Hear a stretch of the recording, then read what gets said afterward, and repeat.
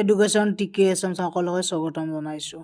এটা বিশেষ আপডেট দিব বিচাৰিছোঁ, এইটো হ'ল কেন্দ্ৰীয় চৰকাৰে ইতিমধ্যে অষ্টম দৰমহা আয়োগ গঠন কৰিছে। ভাৰতৰ কোনো ৰাজ্যই এতিয়ালৈকে ৰাজ্যিক পৰ্যায়ত ষ্টেট পে কমিশ্যন গঠন কৰা নাই।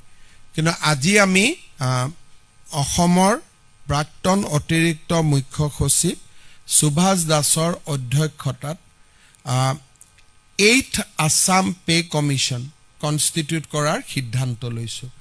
এতিয়ালৈকে ভাৰতৰ কোনো ষ্টেট গভৰ্ণমেণ্টে পে কমিশ্যন কনষ্টিটিউট কৰা নাই।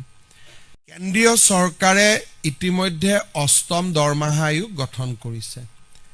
ভাৰতৰ কোনো ৰাজ্যই এতিয়ালৈকে ৰাজ্যিক পৰ্যায়ত ষ্টেট পে কমিশ্যন গঠন কৰা নাই। কিন্তু আজি আমি অসমৰ প্ৰাক্তন অতিৰিক্ত মুখ্য সচিব সুভাষ দাসৰ অধ্যক্ষতাত 8th Assam pay commission constitute কৰাৰ সিদ্ধান্ত লৈছোঁ। এতিয়ালৈকে ভাৰতৰ কোনো ষ্টেট গভৰ্ণমেণ্টে পে কমিশ্যন কনষ্টিটিউট কৰা নাই।